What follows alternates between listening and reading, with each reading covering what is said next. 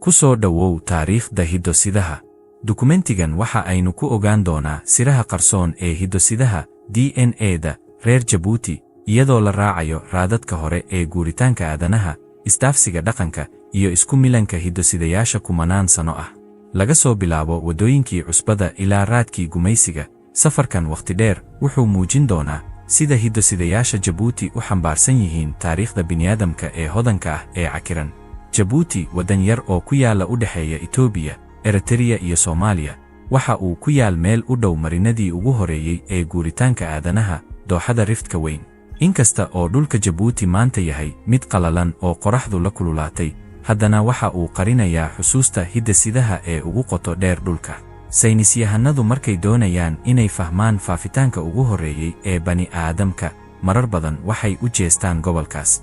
Sannadihii u dambeeyey, DNA laga soo saaray dadkii hore iyo kuwa nool ee Jabuuti ayaa bilaabay inuu muujiyo siraha qarsoon ee kumanaan sano ka hor dhacay.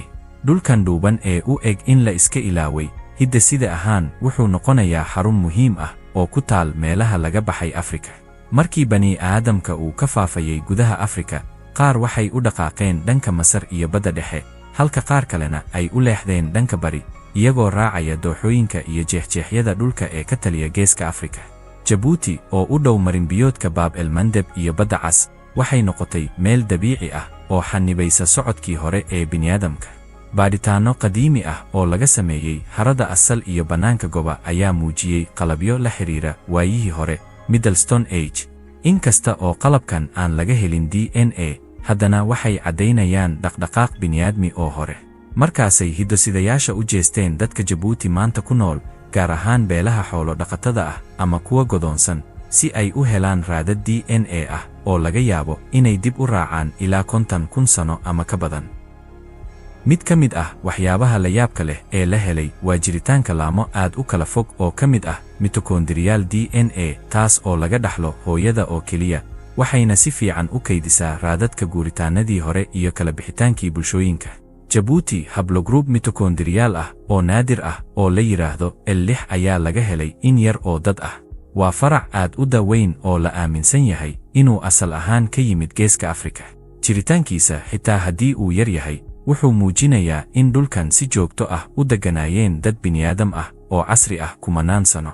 Waxa ka sii yaab badan ayaa ah in cilmi-baadhisyo kale ay muujinayaan xog la mid ah oo ku jirta kromosoomyada Y, kuwaasoo laga dhaxlo aabbaha. Halkaasna waxaa laga helay faracyo rag ah oo xambaarsan taariikh aad u qadiimi ah, oo muujinaya raadad ah in rag Afrikaan ah ay halkaas degganaayeen ka hor inta uusan soo faragelin dhiigga Yureeshiyaanka. Marka labadan dhinac, midka hooyada iyo midka aabbaha, la isku geeyo, cilmi-baarayaashu waxay si tartiib ah isugu sawirayaan sawir buuxa oo muujinaya muuqaalka guuritaanka iyo sidoo kale joogtaynta bulshada. Sidaas darteed, dadka qaar ee maanta ku nool Jabuuti waxay si toos ah u noqon karaan farcankii ugu horeeyey ee bini'aadam oo ka baxay Afrika. Xogaha deegaanka waxay sidoo kale taageerayaan tarjumaadan. Xilligii dambe ee Balaystasiin, muddadii u dhaxaysay qiyaastii 1.8 milyan iyo 10,000 oo sano ka hor, oo ay bini'aadamka casriga ahi markii ugu horeysay soo shaac baxeen, iyo waqooyiga dhulbareedka ay la kulmeen dabarafka. Isbedbedelka cimilo ee dhaxan iyo roobab isku bedbedelayay waxay si toos ah u saameeyeen dhaqdhaqaaqa bini'aadamka. Meesha ay Jabuuti ku taallo waxa ay ahayd marin ay dadku mari jireen xilliyada roobka iyo meel gabaad ah xilliyada abaaraha. Waxaa jira xilliyaal loo yaqaan genetic bottlenecks, cuqubada hidda-sidaha waqtiyo taariikhi ah oo dadku aad u yaraadeen.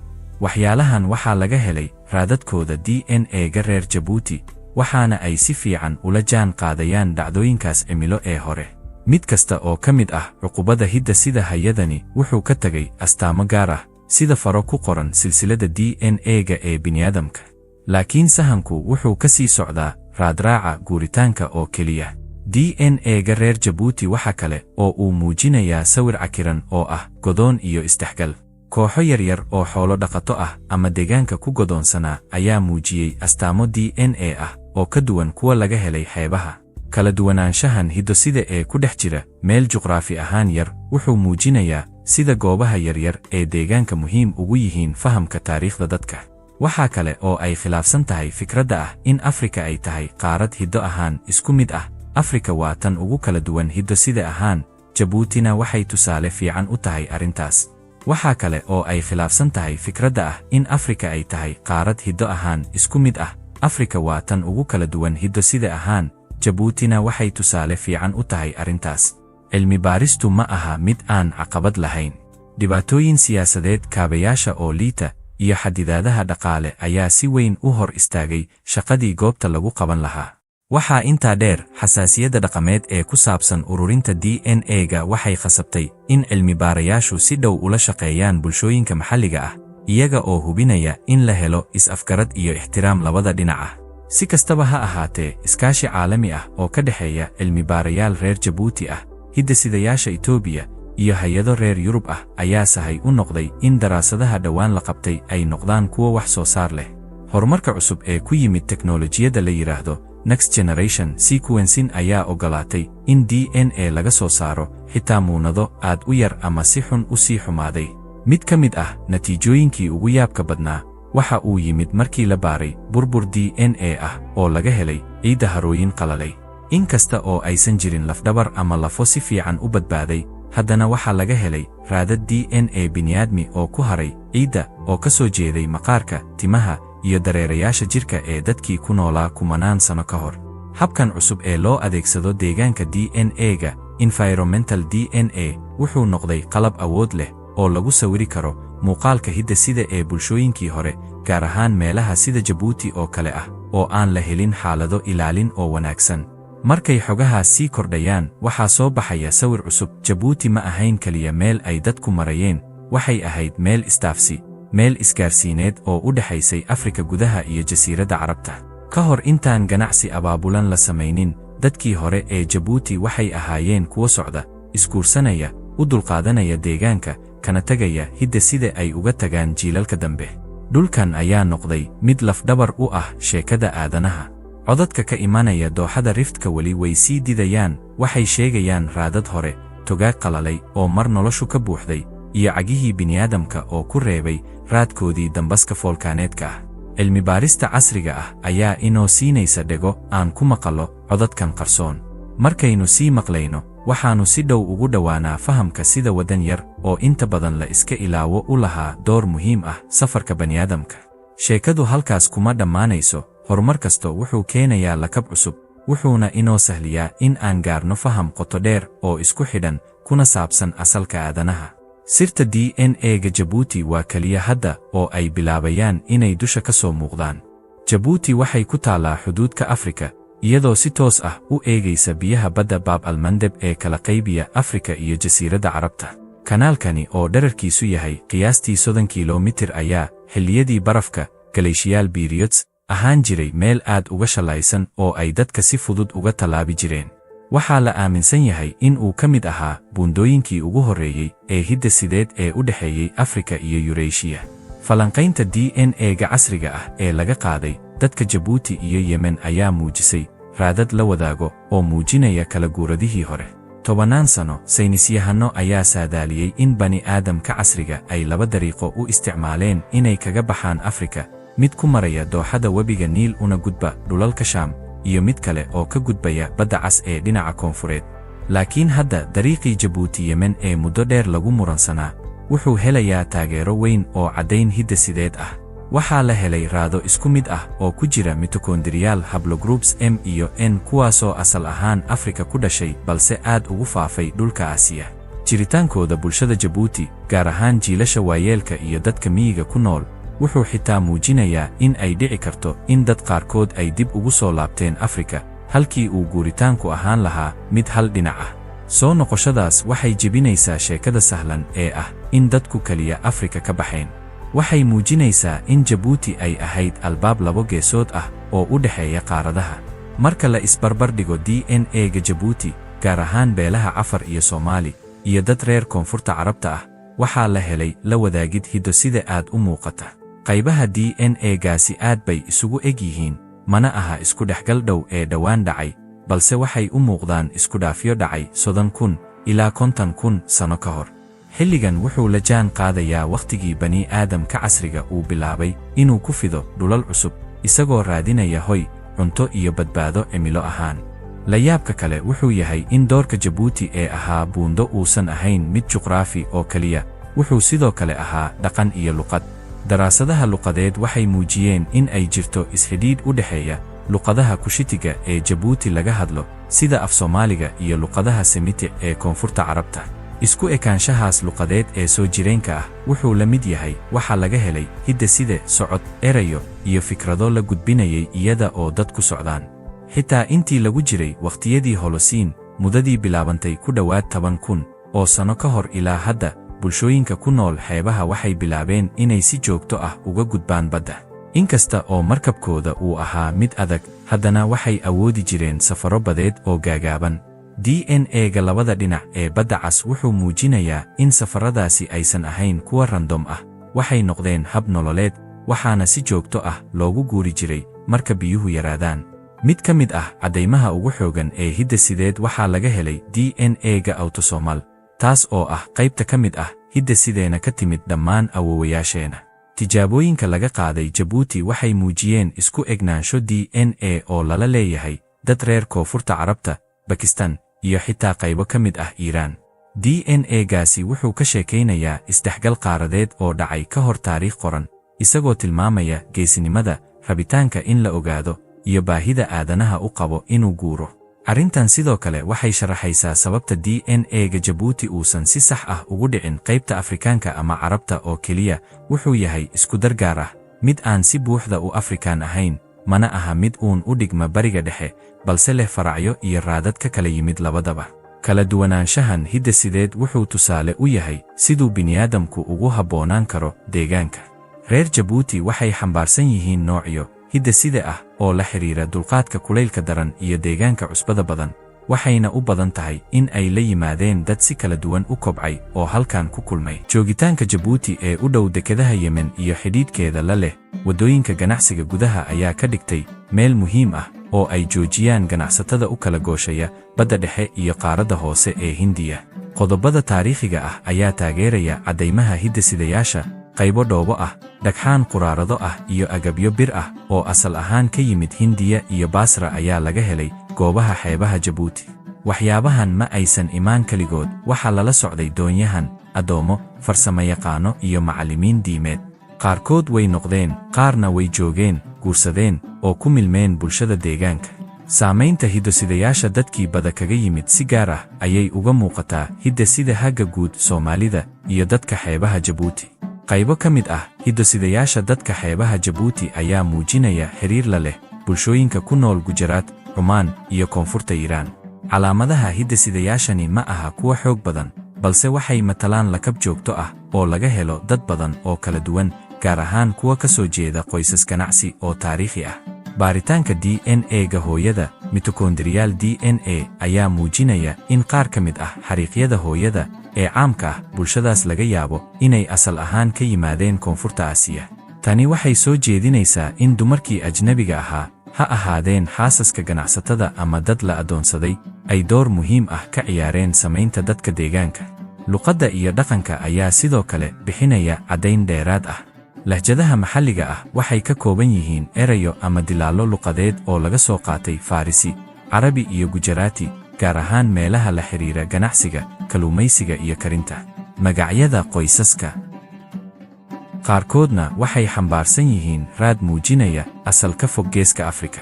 Sheekooyinka afka ah ee beelaha xeebaha waxay xusaan awoowayaal ka yimid Mascad, Karaaji ama xitaa Bangaal, kuwaas oo yimi sidii ganacsato ama qaxooti kadibna si buuxda ugu milmay nolosha magaalooyinka dekedaha leh. Qodob aan si weyn loo eegin oo ku saabsan isdhaafsiga hidde-sidayaasha ee badda waa kaalinta shabakadaha diimeed. Faafitaanka Islaamka ee badweynta Hindiya ma ahayn mid ruuxi ah oo keliya, waxa uu sidoo kale ahaa mid dadweyne. Suufiyiin, culimo iyo xujay ka kala yimid galbeedka Hindiya iyo gobolka Xadramawt ayaa badanaa Jabuuti ka soo maray, iyagoo ku sii jeeda Makka ama ka soo laabanaya. Qaarkood way joogeen, waxayna dhiseen dugsiyo diimeed ama qoysas ilaa maanta sheegta nasab ka yimid dhulal shisheeye. Socdaalladaas diimeed waxay keeneen kala duwanaansho hidde-sideed oo ay la socdeen dhaqamo diineed. Calaamado ka mid ah Y chromosome, gaar ahaan faracyo ka tirsan haplogroup J, ayaa laga helay tiro dhexdhexaad ah oo ka mid ah dadka xeebaha Jabuuti. xariiqyadan hidde-sidayaasha ah waxay inta badan la socdaan sheekooyin afka ah oo sheegaya nasab ruuxi ah, taasoo isku xidha jirka, biological iyo ruuxa. Saamaynta dekeddu waxay sidoo kale gaadhay caafimaadka iyo habdhiska jidhka. Saynisyahanada hidde-sidayaasha ee daraaseeya dadka xeebaha ayaa arkay noocyo kala duwan oo hidde-side ah oo caadi ka ah Koonfurta Hindiya iyo Carabta.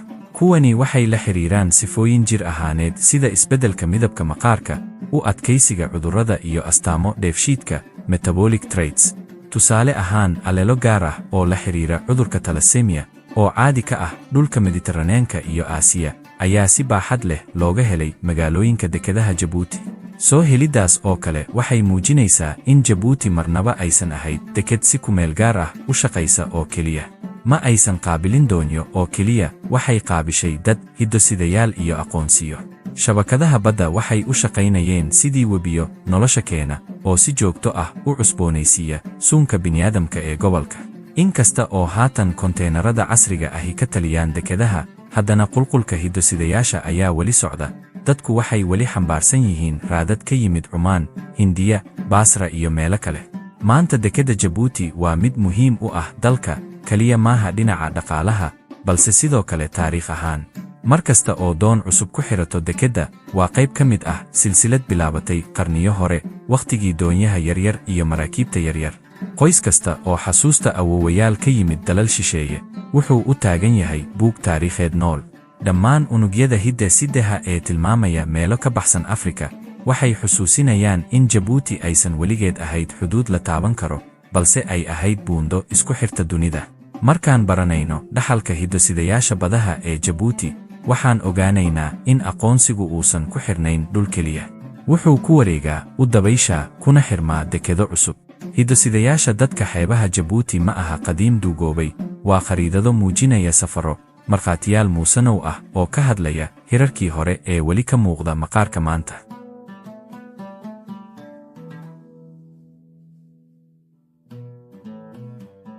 Dhulka Jabuuti waa markhaati u ah xuduudaha dabiiciga ah, buuraha qarxan ee waaweyn, meelaha milixda leh ee ololaya, iyo dabaylaha kulul ee lama deegaanka. Waa deegaan aan loo noolaan karo haddii aan isbeddel la samayn. Kumanaan sano, dadka Jabuuti waxay ku noolaayeen deegaanka adag, ma ahayn oo keliya in ay dulqaateen, balse waxay la socdaan una ekaadeen si ay ugu noolaadaan. Hidde-sidaha dadka Jabuuti wuxuu ka sheekaynayaa sheeko cajiib ah oo ku saabsan adkaysi. Waa sheeko la farshaxamaystay oo laga dhex dhisay cimilada ugu adag adduunka. Cadaadiska deegaanka ee muddada dheer jira wuxuu door muhiim ah ka ciyaaray samaynta jirka bini'aadamka.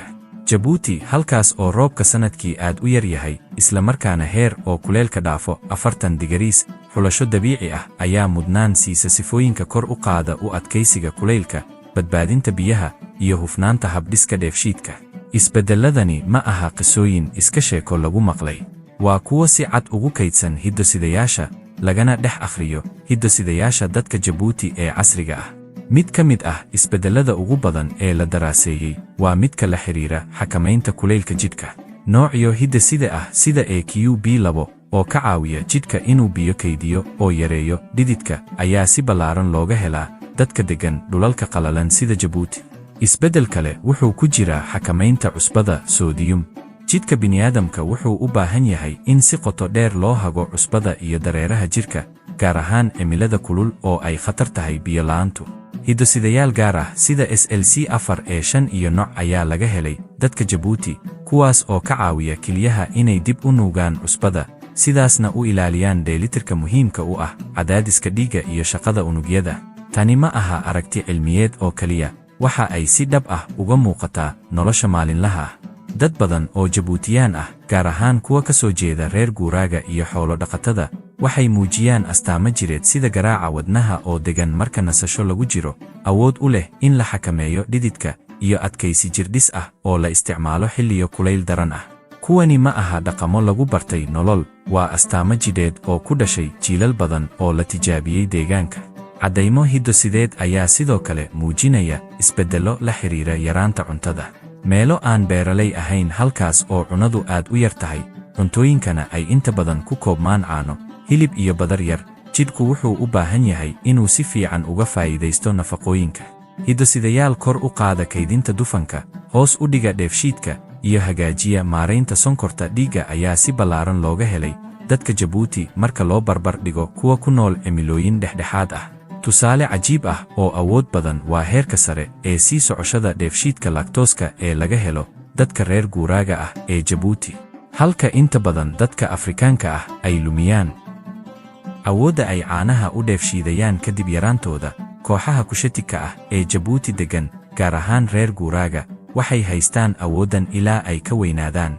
Sifooyinkan waxaa sababa isbeddel hiddo-sideed oo ku yaal hiddo-sideka MCM6, kaas oo awood u siinaya jirka inuu sii wado soo saarista enzymka lactase.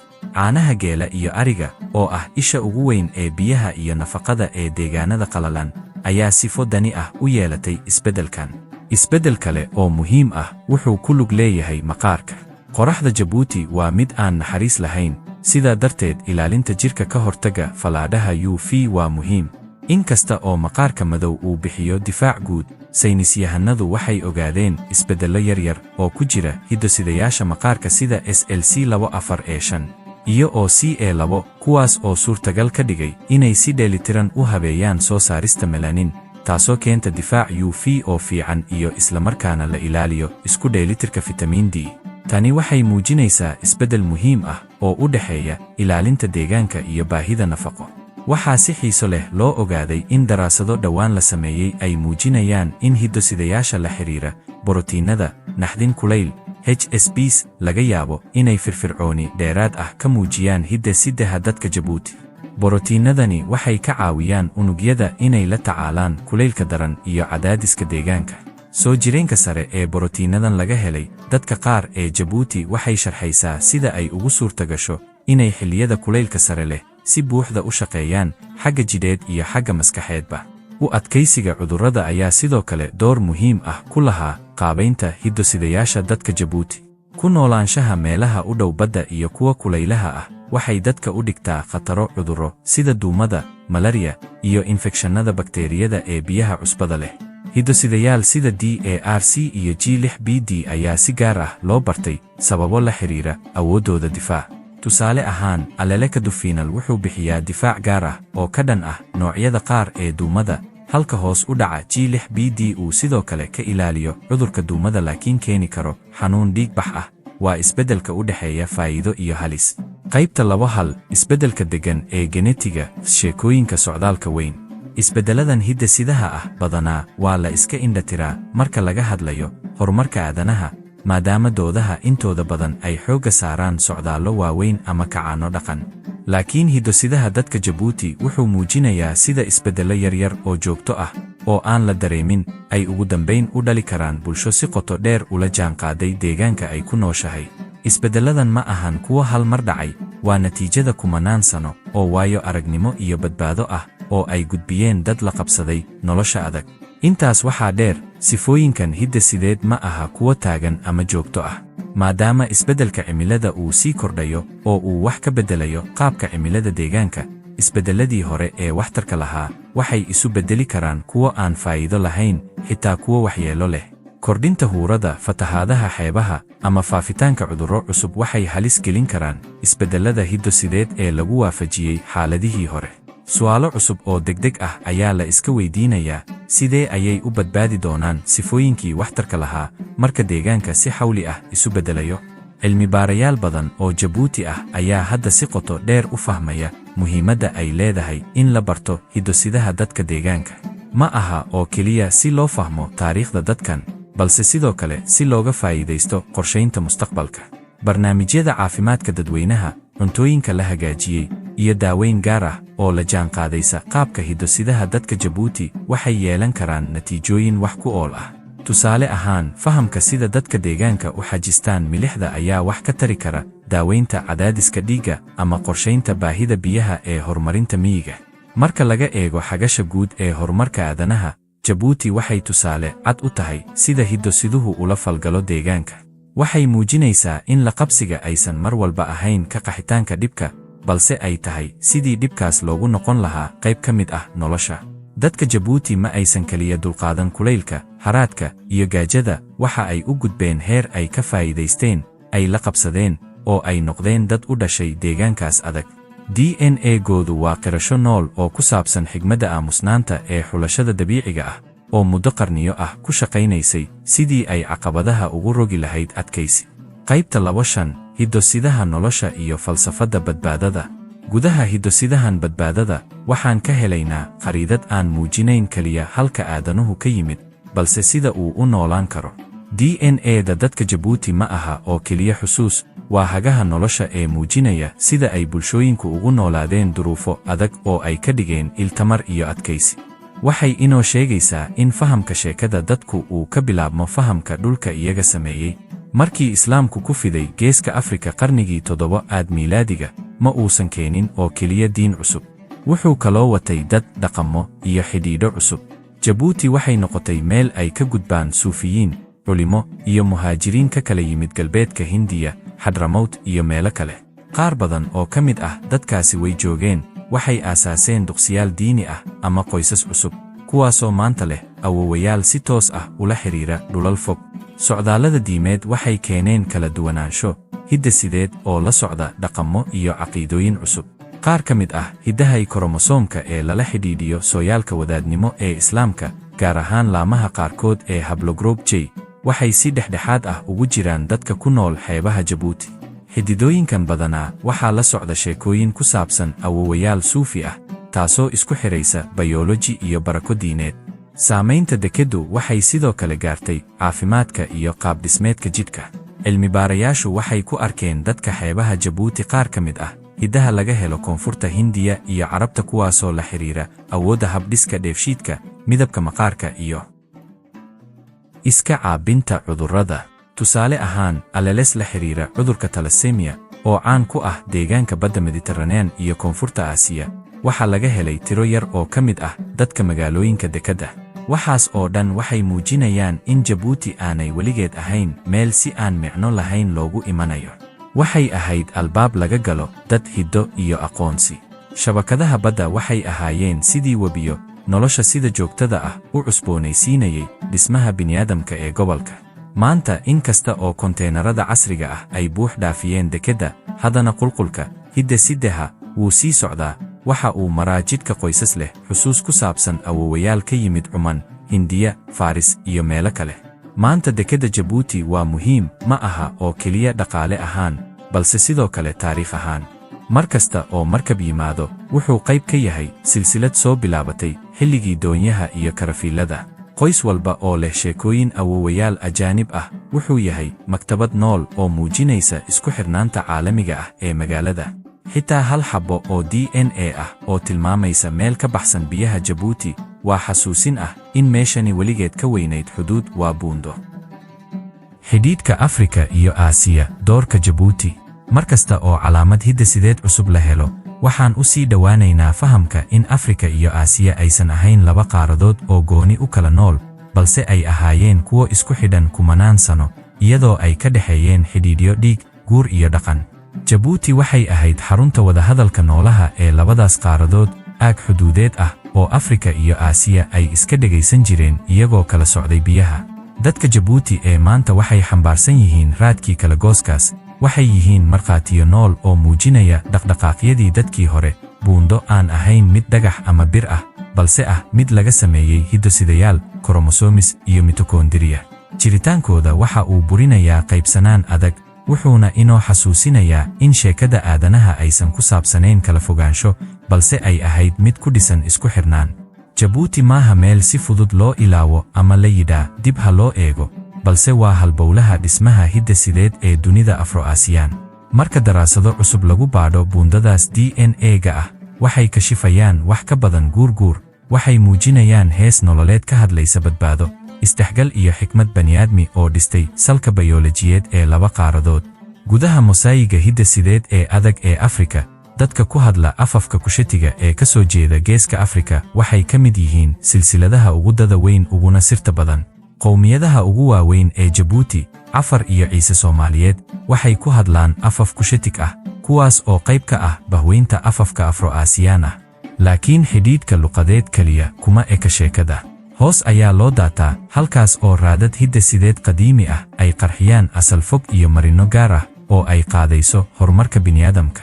Afafka Kushetiga waxay ka mid yihiin luqadaha ugu faca weyn ee weli nool ee Afrika laga hadlo, qaarkoodna waxay xambaarsan yihiin astaamo laga daba tagi karo ilaa xilligii ka horreeyay beeralayda iyo xoolo dhaqatada. Xilligan fac weyn ee luqadeed waxaa barbar socda joogtayn hidde-sideed. Marka la eego xogaha laga helay baaritaanka hidde-sidaha genome sequencing ee dadka Jabuuti gaar ahaan kuwa ka yimid meelaha aan si weyn u saameynin socdaallada casriga ah, waxaa soo baxaya in ay hayaan hiddo-sidayaal qadiimi ah oo Afrikaan ah, kuwaas oo go'ay 10,000 oo sano ka hor markii la barbar dhigo qaybaha kale ee Afrika iyo Eurasia. Tusaale ahaan, falanqaynta hidde-sidaha ragga Y chromosome ee dadka Kushetiga ah ee Jabuuti waxay muujinaysaa in si weyn loo hayo halbeeg hidde-sideed la yiraahdo EM7. Halbeegan waa mid aad u fac weyn, laguna tuhunsan yahay inuu asal ahaan ka soo jeedo waqooyiga bari ee Afrika. Waxaana lala xiriiriyaa socdaalladii hore ee xoolo dhaqatada, waxaana si weyn looga helaa guud ahaan dadka Kushetiga ku hadla ee Geeska Afrika. Joogtayntiisa jiilba jiil ee gudaha Jabuuti waxay tilmaamaysaa in dadku ay halkaas degeen wakhti hore, kuna nagaadeen muddo dheer, halkii ay ka noqon lahaayeen kooxo isbedbedelaya. Laakiin sheekadu halkaa kuma eka.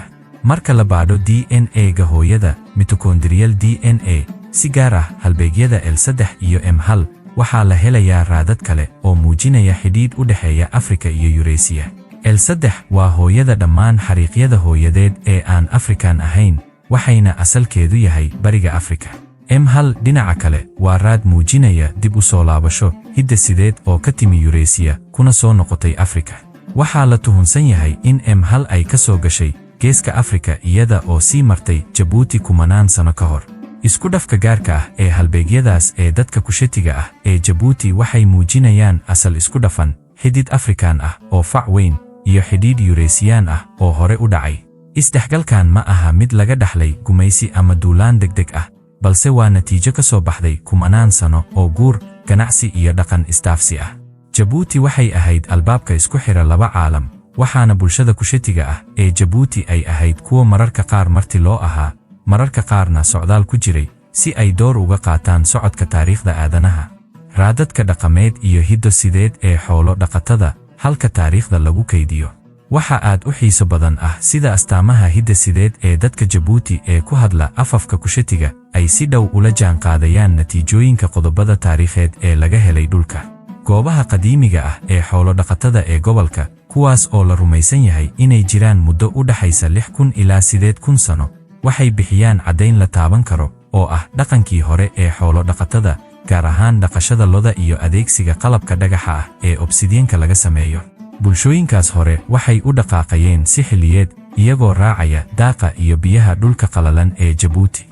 Dhaqdhaqaaqyadoodaasi waxay reebeen raad muuqda oo aan kaliya ahayn qalab ama alaab, balse ah raad hidde-sideed oo maanta ka dhex muuqda bulshada Kushetiga. Teknoolajiyadda casriga ah ee loo yaqaan Genome-Wide Association Studies (GWAS) waxay u suurtagelisay saynisyahanada in ay si qoto dheer u sahamiyaan hiddo-sidaha dadka Jabuuti. Waxaa la ogaaday astaamo hidde-sideed gaar ah oo si dhow loola xiriirin karo asalka Kushetiga. Tusaale ahaan, hiddo-sidayaasha la xiriira dulqaadka caanaha, lactose tolerance, oo aan sidaas ugu badanayn inta badan bulshooyinka Afrikaanka ah, ayaa laga helay si aad u badan dadka Jabuuti. Taas waxay muujinaysaa in ay jirto taariikh fog oo xoolo dhaqameed, taas oo caanuhu u ahaayeen il muhiim ah oo cunto ah marka ay xaaladdu qalayl tahay. Cilmi-baarisyo ballaaran oo ku saabsan DNA-da dadka Jabuuti ayaa muujinaya in iskudhaafka hidde-sideed ee ay la wadaagaan Carabta iyo Berberka uu yahay mid aad u yar.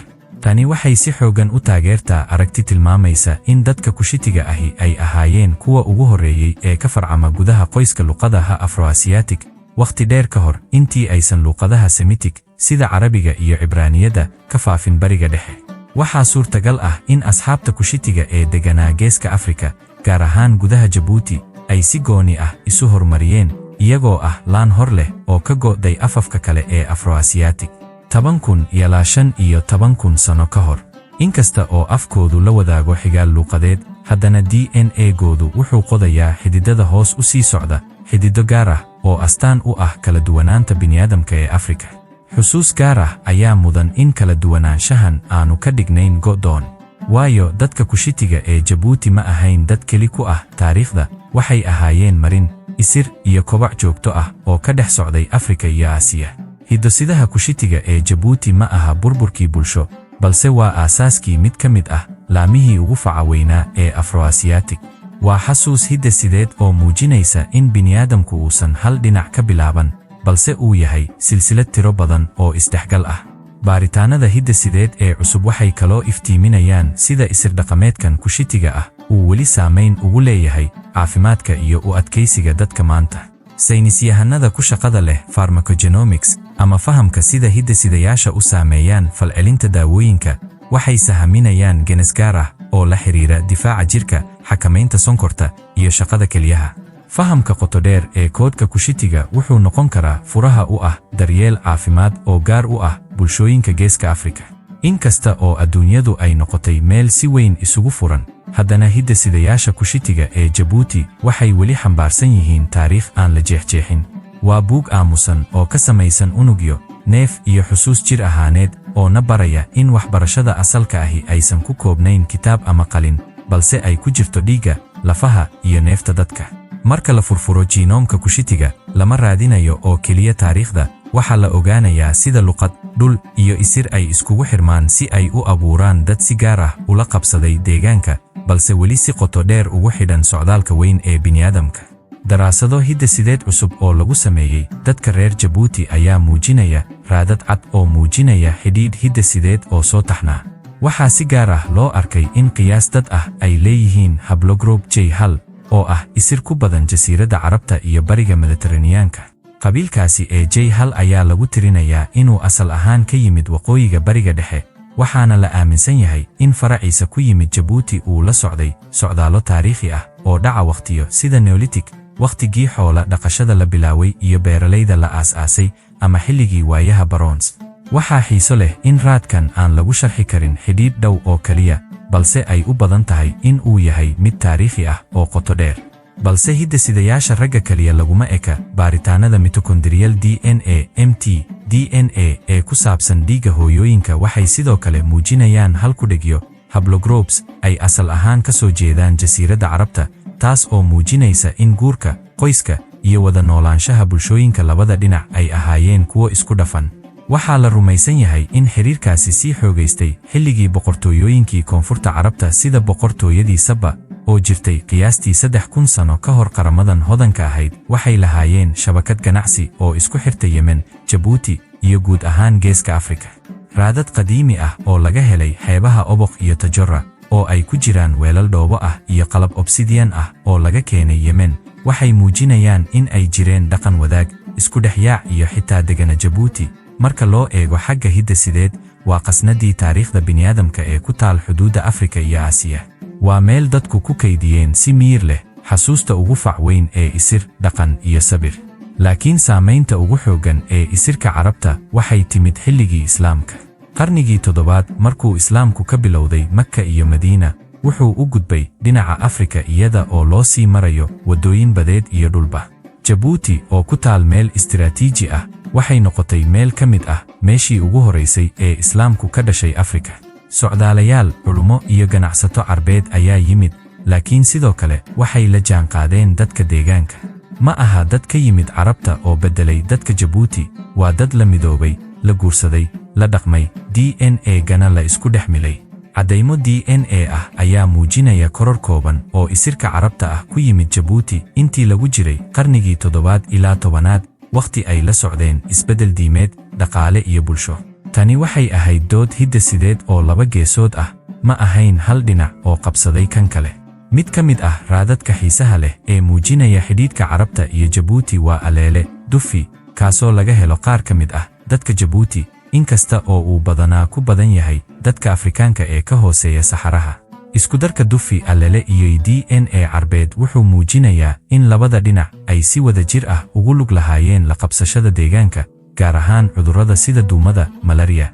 Tani waxay muujinaysaa xaqiiqo aasaasi ah: hiddo-wade ma aha kuwo barafaysan, waa kuwo nolol leh oo la qabsada jawiga, deegaanka, cudurrada iyo xiriirka dadka.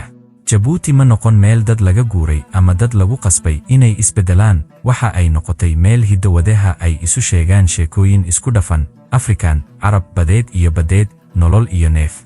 Jabuuti waa dhul xuduud u ah kulaylka iyo qalaylka, halkaas oo daruuraha ay sannado joogaan, halka ceelashu ay gaaraan geedaha xusuusta.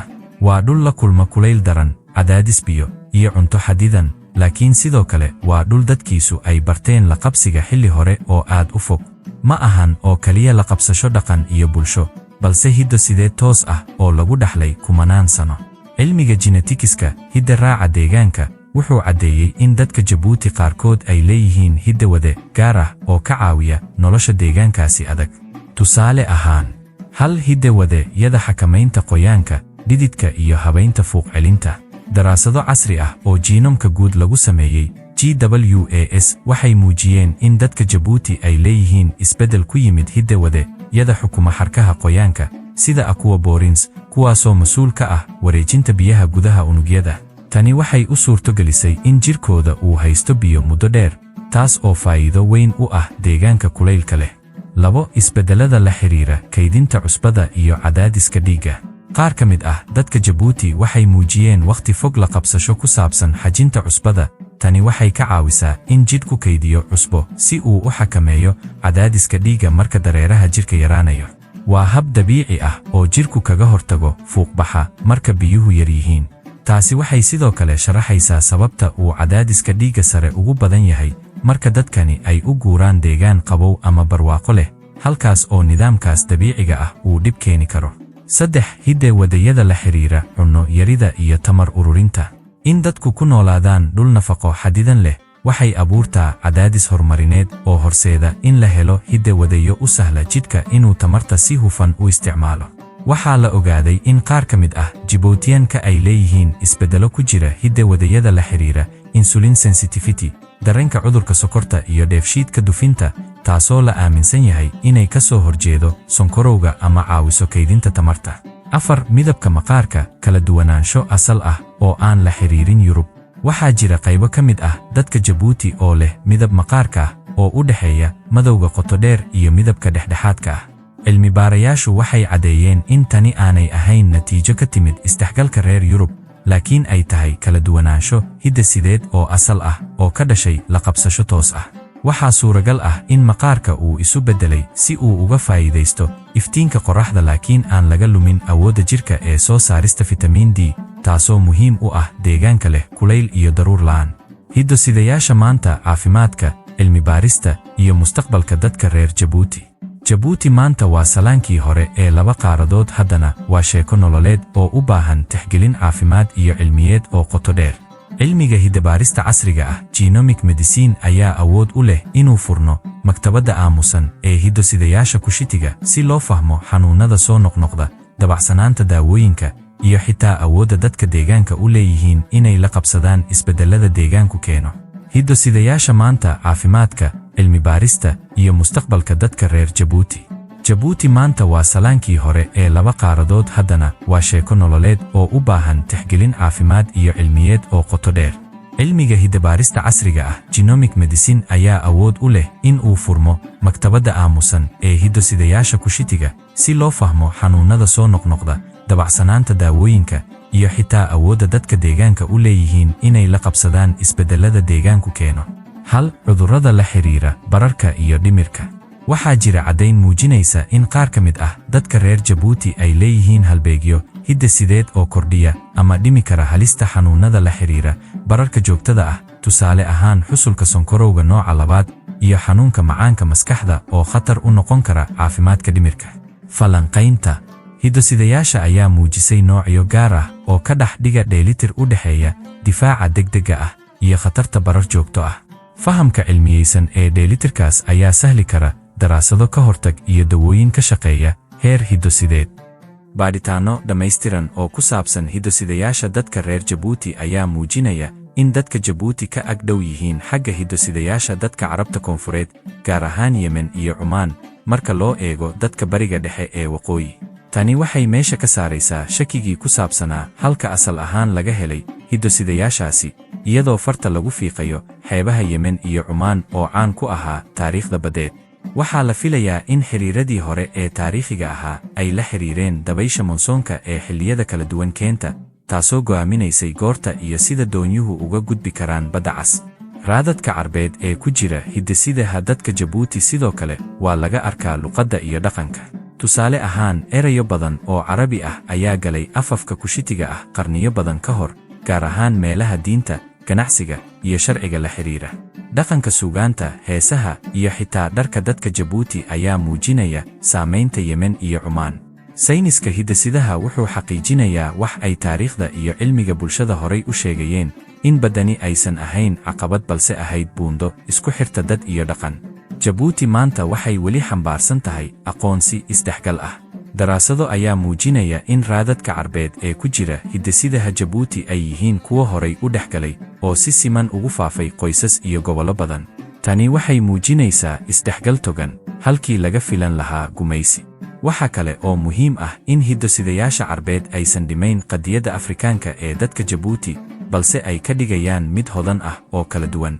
Hidde-sidayaasha Jabuuti waa taariikh nool oo ka tarjumaysa isdhaafsiga, isdhexgalka, iyo kakanaanta taariikhda bini'aadamka. Sheekada hiddo-sidayaasha carbeed ee Jabuuti kuma saabsana qabsasho, balse waa iskaashi. Waa sheeko ka warramaysa doonyihii dhowga ee badda gudbi jiray, beeralay doon caws raadsanaya, iyo guur la isugu yimid oo xeer iyo xididyo la isugu xirmaayo. Hidde-sidayaashaasi waxay muujinayaan in Jabuuti aysan soohdin adag u dhaxayn Afrika iyo Carab, balse ay tahay meel isku xiraysa labadaas dunood. Arrintani waxay ina tusaysaa in meelaha dhulka ku dhammaanayo aysan taariikhduna dhammaanayn. Dhulka engegan iyo buuralayda qodxaha leh ee Jabuuti waxaa muddo kumanaan sano ah degganaa bulshooyin reer guuraa ah, kuwaasoo xoolo dhaqato u badan geel, lo, iyo ido. Dhaqdhaqaaqyada ay samaynayeen ma ahayn kuwo aan qorshaysnayn, balse waxay ku salaysnaayeen xilliyeedyo iyo aqoon deegaanka la xiriirta. Socdaalkooda waxa uu ka tagay raad aan muuqan, mid ku kaydsan hidde-sidaha carruurtooda. Reer guuraagu waxay la falgaleen beelo kale, waxay isdhaafsadeen badeecado iyo xididyo, taas oo horseeday in dad kala fog ay isku hiddo noqdaan. Tijaabooyinka lagu sameeyey hidde-sidaha reer guuraaga Afar iyo Ciise waxay muujinayaan in xididada hidde-sidayaasha aysan la jaanqaadin xuduudaha dhulka ee la dhisay. Taas beddelkeeda waxaa la arkayaa isdhexgal joogto ah oo ka dhexeeya Geeska Afrika, Itoobiya galbeed, iyo waqooyiga Soomaaliya. Tani waxay ka dhacaysay marino lama degaan ah, buuro, iyo togag qalalan oo ay marayeen dad raran, xoolo la socda, iyo safarro cusbo sida. Tusaalaha ugu cad ee muujinaya xiriirkaas hiddo-sideed waa in la helay noocyo hal hidde-side ah oo ka dhexeeya rag badan, sida E1B1B, hoosaadkiisa EV32, oo caan ka ah dadka xoolo dhaqatada ah ee Geeska Afrika. Tani waxay ka tarjumaysaa sida uu u shaqaynayay nidaamka bulsho ee reer guuraaga oo raggu hoggaamiyaan beelaha, hantidana si aabbay u kala dhaxlaan. Laakiin dhaxalka hidde-sideed ee reer guuraaga ma aha oo kaliya bayoloji, waa mid taariikhi ah. Beelaha Afar iyo Ciise waxay xasuustaan abtirsiimayaal qoto dheer, qaarna xitaa ka gudbaya xuduudaha maanta la yaqaan. Sheekooyinkaas oo markii hore lagu tuhmay been abuur, maanta waxaa laga helayaa xaqiijin cilmiyeed marka la barbar dhigo shaxda hiddo-sidayaasha.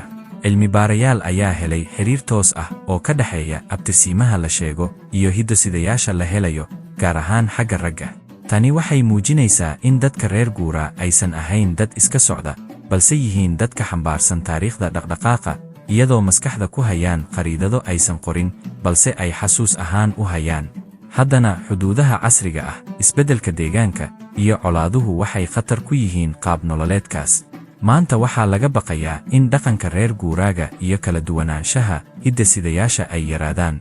Sidaas darteed, saynisyahanno Jabuutiyaan ah ayaa si wada jir ah ula shaqaynaya kooxo caafimaad oo socdaal ah si ay u kaydiyaan hiddo-sidayaasha dadka da'da ah ee reer guuraaga ah, loona ilaaliyo sheekooyinkooda. Ujeeddadu ma ahan in kaliya laga faa'iidaysto, balse waa in la xafido si loo sii hayo xusuusta dhaqdhaqaaqa. Taariikhda hidde-sidaha reer guuraaga ee Jabuuti waa mid muujinaysa la qabsasho joogto ah. Dadka bini'aadamka ah ma aysan sugin degaan joogto ah si ay u badbaadaan, waxayse nolosha ku dhiseen dhaqaaq, isfahan, iyo isdhexgal. Markii xoogaggii Faransiisku yimaadeen Jabuuti dabayaaqadii qarnigii 19aad, waxay la yimaadeen khariidado, heshiisyo, iyo riyo gumaysiyeed. Laakiin sidoo kale waxay keeneen raadad aan si cad u muuqan, raadad markii dambe laga helay hidde-sidaha dadka deegaanka. Jabuuti waxay noqotay xeebta Soomaaliyeed ee Faransiiska 1896, waxayna u adeegaysay muddo qarni ku dhow sidii saldhig muhiim ah oo istiraatiiji ah oo Faransiisku ku lahaa Badda Cas. markii la dhisay tareenka isku xira Jabuuti iyo Addis Ababa waxaa soo degay kumanaan shaqaale, saraakiil, ganacsato iyo ciidan. markii hore ujeeddadu waxay ahayd mid ganacsi iyo ciidan, balse waxay ku fiday maamul, waxbarasho iyo degaan. tani waxay keentay in dad shisheeye ah, gaar ahaan Faransiis iyo askar kale oo ka yimid galbeedka iyo koonfurta Afrika, ay soo galaan deegaanka. daraasadaha hiddo-sideed ee dadka Jabuuti, gaar ahaan kuwa magaalooyinka sida Jabuuti iyo Tajuura, waxay muujinayaan raadad yar laakiin la ogaan karo oo Yurub iyo galbeed Afrikaan ah. tani ma aha hiddo-sidayaal badan, balse waxay si joogto ah uga muuqdaan calaamado gaar ah, autosomal markers, taasoo muujinaysa in isdhexgalkaasi dhacay xilligii gumaystaha. xagga ragga, Y chromosome waxaa laga helay raadad faro ku tiris ah oo laga helo koonfurta Yurub sida R1b, taasoo muujinaysa in rag Faransiis ah ay carruur ku yeesheen Jabuuti. laakiin tiradooda oo yar waxay muujinaysaa in aysan ahayn wax si weyn u dhacay.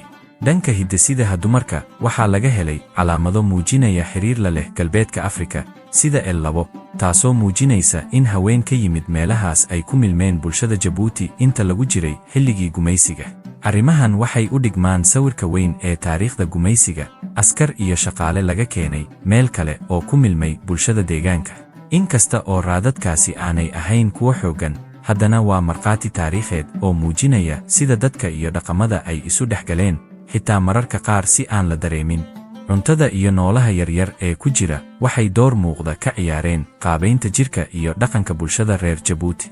cuntooyinka la khamiiriyo, sida caanaha geelka ee la fadhiisiyo iyo kalluunka la qalajiyo, waxay kordhiyeen badbaadada cuntada, isla markaana furay fursado cusub oo nafaqo sida jirka si sahlan uga faa'iidaysto kalsiyamka iyo birta.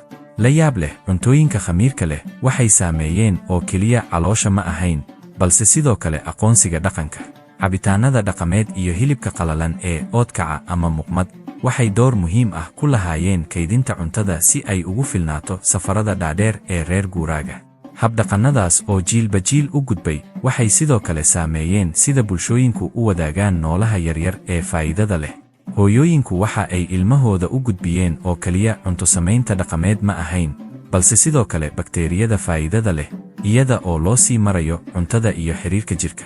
biyaha, gaar ahaan meelaha qalalan sida Jabuuti, waxay keeneen xulasho dabiici ah. qodobada laga helay weelashii hore ee lagu kaydin jiray biyaha waxay muujinayaan halista nabaad guurka iyo jawaabaha ay bulshada la timaado. qaar ka mid ah dadka Jabuuti waxay maanta muujiyaan adkaysi badan oo ka dhan ah cudurrada biyaha lagu qaado, taasoo muujinaysa raad dhaqameed hidde-sidaha xagga isbeddelka dabiiciga ah. cilmibaadhayaashu iyaga oo ururinaya xogta noocan ah waxay sawir ka bixinayaan waxa la cunay, sida cimilada u saamaysay nolosha, iyo sida noolaha yaryar iyo bini'aadamku u wada shaqeeyeen si ay u noolaadaan. tani ma ahayn sheeko iska caadi ah oo ku saabsan badbaado, balse waxay ahayd iskaashi, bini'aadam iyo bakteeriyo, cunto iyo hidde-side, dhaqan iyo bayoloji. Jabuuti waa meesha aad ku akhriyi karto isbeddelka nolosha xitaa marka aad eegto koob caano ah ama hilib la dubay. markii Faransiisku si rasmi ah u qabsaday Jabuuti 1804 waxay la yimaadeen saamayn cusub oo hidde-side ah, mid u yimid dhanka Yurub iyo gumaysigooda kale. inkasta oo la og yahay in ay keeneen isbeddello xagga luuqadda, maamulka iyo kaabayaasha, saamaynta ugu sii fog waxay ahayd mid ku dhacday hidde-sidayaasha dadka xeebaha iyo magaalooyinka. French Somaliland, sida Jabuuti loogu yeeri jiray markaas, waxay noqotay meel ay dad badani yimaadaan, saraakiil, ganacsato, askar iyo shaqaale Faransiis ah, kuwaas oo qaarna si joogto ah u degeen una dhexgalay bulshooyinka deegaanka. natiijada waxay ahayd isdhexgal yar balse la taaban karo oo keenay raad DNA cusub. cilmi baarisyo lagu sameeyey dadka magaalada Jabuuti iyo hareeraheeda waxay muujinayaan raad yar oo laga helay Y chromosomka, gaar ahaan haplogroup R1b oo laga helo Faransiiska iyo koonfurta Yurub. tani waxay la jaan qaadaysaa sheekooyinka ku saabsan qoysas ka dhashay saraakiil ama askar Faransiis ah. dhinaca hooyooyinka waxaa la helay raadiyo mitokondriyal ah, L2A iyo L3E oo u badan galbeedka Afrika, taasoo muujinaysa haween ka soo jeeday Senegal, Mali ama Guinea oo qayb ka noqday bulshada Jabuuti xilligii gumaysiga. xogta guud ee autosomal DNA waxay muujinaysaa in dadka qaar ee caasimadda iyo dekedaha laga helay DNA la jaan qaadaya reer Yurub, waqooyiga Afrika iyo dadka Madagaskar. balse waxaa muhiim ah in la xuso in dad badan oo DNA gaasi ku jiro aysan si toos ah u aqoonsan asal ka baxsan Cafar ama Soomaali. luuqadda, dhaqanka iyo diinta ayaa weli ah tiirka aqoonsiga dadka, inkasta oo raad hidde-side ah oo kale ku jiro. Faransiiska waxa kale oo ay la yimaadeen daryeel caafimaad oo casri ah, baaritaanno dhiig, iyo xog ururin caafimaad oo xilligii gumaysiga la sameeyey, taas oo maanta la adeegsanayo si loo fahmo cudurrada iyo hidde-sidayaasha ay wataan dadka. Isla markaana siyaasadaha gumaysigu waxay kor u qaadeen isdhexgalka bulshada gudaha. Tusaale ahaan, dad Cafar iyo Ciise ah ayaa magaalada ku wada noolaa, taasoo keentay isdhexgal kale oo gudaha ah, taasoo ka muuqata maanta DNA-ga dadka. Qoysaskaas isdhexgalka ah ayaa astaan u ah isbeddelka jiilasha Jabuuti ee dhaxlay labadaba dhaqankii hore iyo saamayntii Faransiiska. Inkasta oo Faransiisku saamayn ku yeeshay hidde-sidayaasha dad badan, aqoonsiga Jabuuti wuxuu weli xooggiisa ka helaa dhaqanka Afrikaanka iyo Islaamka. DNA-ga gumaysigu wuxuu matalayaa labada dhinac, kala guurka iyo isdhexgalka. Waa sheeko muujinaysa sida dadka Jabuuti u qaateen oo u beddeleen saamayntii reer Yurub, una abuureen aqoonsi cusub oo labadaba xambaarsan raad gumaysi iyo sharafteedooda Afrikaanimo. Dagaalada iyo barakaca gobolka ayaa sidoo kale wax ka beddelay hidde-sidayaasha Jabuuti. Inkasta oo dalka aanu lahayn taariikh dagaallo gudaha ah oo badan, haddana waxa uu noqday meel loo barakaco xilliyada qalalaasaha ka dhaca Itoobiya, Soomaaliya iyo Eritrea. Barakacayaashii ka soo cararay dagaalkii Ogaden 1977 ilaa 78, kuwaas oo Soomaali ah, ayaa ku biiray bulshada Jabuuti, taasoo sababtay in raad DNA Soomaaliyeed kor u kaco jiilashii dhalatay kadib 1970 meeyadii, gaar ahaan xaafadaha magaalada sida Balbala.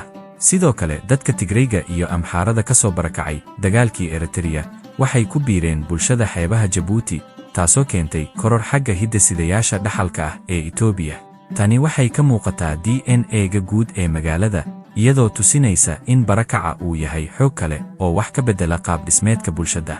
Dhinaca hooyooyinka iyo xiriirka guud, marka laga eego dhinaca hidde-sidaha hooyada, baaritaanno cusub ayaa muujinaya isbeddel caafimaad iyo bulsho oo si muuqata uga yimid barakaca iyo isdhexgalka. Jihooyinka dhaxalka hooyada waxay muujinayaan isku xirnaansho la leh hooyooyinka laga keenay Tigray iyo Amxara kadib dagaaladii gobollada deriska ahaa. Tani waxay caddayn u tahay in dumarka barakacayaasha ahaa ay u guurgalayeen nolosha cusub ee Jabuuti, isla markaana ay qayb ka noqdeen bulshada. Barakaca gobolka iyo kordhinta isku dhexgalka. Barakacayaasha ka yimid Itoobiya iyo Soomaaliya waxay Jabuuti u soo galeen iyagoo raadinaya nabad iyo nolol. Qaar ayaa maray dekedaha xeebta, qaarna ayaa ku biiray qabiilo horay u jiray sida Ciise iyo Cafar. Nidaamka jinsiyadaha ayaa la beddelay, waxaana gaar ahaan magaalooyinka laga dareemayaa isdhexgal bulsho iyo hidde-side isku darsan.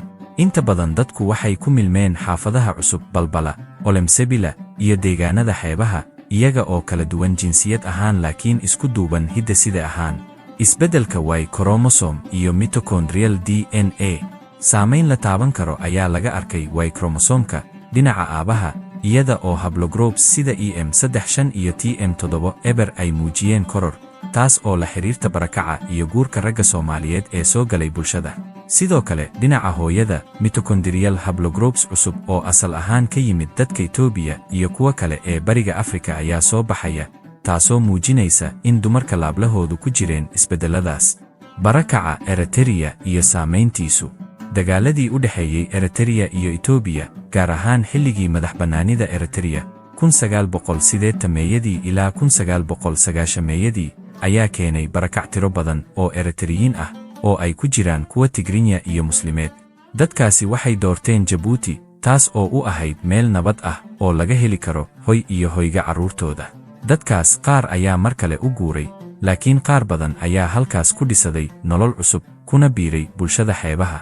Tani waxay keentay in hidde-sidaha magaalada uu muujiyo xiriiro kale oo la leh Tigray iyo Amxara, taas oo asal ahaan ah jihada hooyada iyo labada dhinacba.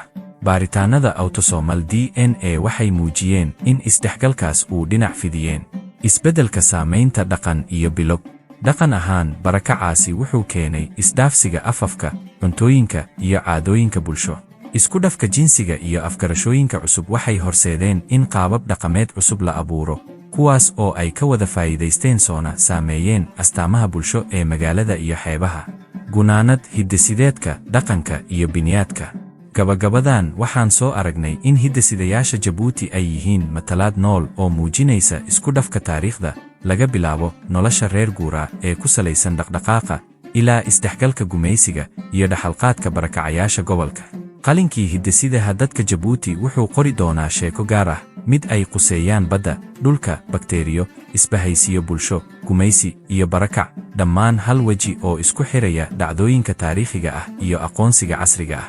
Waxaa tan ka muuqda isbeddel joogto ah oo muujinaya in aqoonsigu uusan ahayn mid go'an ama keliya hal dhaqan, balse uu yahay sheeko dadka isugu keenta caqabadaha, cusboonaysiinta iyo iskaashiga. Xitaa waxaa ka sii xiiso badan dhinaca hooyada ee xisaabta hidde-sidayaasha, kaasoo lagu gudbiyo jiilba jiilka. Hooyada wuxuu muujinayaa in dumar badan oo ka soo barakacay dagaalada ay si buuxda uga mid noqdeen bulshada Jabuuti. Haplogroups cusub oo aan horay looga aqoon gobolka, kuwaasoo la xiriira Tigray iyo dadka sare ee Itoobiya, ayaa hadda laga helaa magaalooyinka xeebaha sida magaalada Jabuuti, taasoo caddaynaysa in dumar badan oo Tigrinya ah ay halkaas ku guursadeen, ku barbaaray carruur, una gudbiyeen jiilal cusub hidde-sidayo gaar ah. Markii barakacayaashu ay yimaadeen Jabuuti, ma aysan imaanin oo kaliya carab iyo calool la cunto, balse waxay la yimaadeen hidde-side, fayrasyo gaar ah, iyo xitaa bakteeriyo uu jirkoodu la qabsaday. Taasi waxay sidoo kale saamayn ku yeelatay habka caafimaadka deegaanka u beddelmay. Waxaa lagu arkay kala duwanaansho cusub oo bakteeriyada jirka ee bulshada magaalada, taasoo la xiriirta cuntooyinka, deegaanka iyo isdhexgalka bulshada cusub. Dhaqdhaqaaqyada qaxootiga casriga ah iyo saameyntooda. Qarnigii 21aad, Jabuuti weli waxay ahayd meel ay dad badan u cararaan, gaar ahaan xilliyadii ay ka dhaceen colaadaha Soomaaliya 1990meeyadii, Yemen 2000meeyadii iyo Itoobiya. Inkasta oo dadka badankood ay u arkaan Jabuuti meel ay ku sii nasadaan, haddana qaar badan ayaa halkaas tegay. Carruurta ku dhashay qaxootigaas waxay qaateen hidde-sidayaal isugu jira Soomaali, Carab, Tigrinya iyo xitaa Oromo, taasoo sii adkaysay aqoonsiga isugu jira Afrika iyo Carab, Muslim iyo dad dhaqamo kala duwan leh. Isbeddelka hidde-sidaha magaalada iyo dabeecadda cusub ee dadka. Baaritaanno cusub oo lagu sameeyey dadka dhalinyarada ah ee magaalada Jabuuti ayaa muujiyey in dadka qaar ay leeyihiin hidde-sidayaal isku darsan ah, iyagoo carabtooda tahay Soomaali ama Cafar, dhaqankooduna yahay mid dhaqameed, laakiin jirkooda iyo microbiome-koodu uu muujinayo raadad Tigrinya, Yemen ama xitaa madaxbannaanida ka horreeyey. Aqoonsi isku dhafan. Taariikhda Jabuuti ma ahayn mid xasiloon oo keliya, balse waxay ahayd masraxa socodka iyo isdhexgalka, mid taariikhi ah iyo hidde-side ah. Ha ahaato caano la shiiday, kalluun la qalajiyey, ama dumar Tigrinya ah oo dhallaankooda ku barbaarinaya xaafadaha Balbala, mid walba wuxuu matalaa sheekada aadanaha ee la qabsashada, iskaashiga iyo aqoonsi isbeddelaya. Hidde-sidaha dadka Jabuuti ma muujiso sheeko fidsan oo keliya, ee waxay muujisaa sheeko ku qotonta biyaha iyo dhulka, dagaalka iyo guurka, gumaysi iyo u dhaqaaqid nololeed. Waa xusuusta in aqoonsigu uusan ahayn mid go'an, balse uu yahay geedi socod aan joogsi lahayn oo ay hogaaminayaan dad, cunto, bakteeriyo iyo bulsho.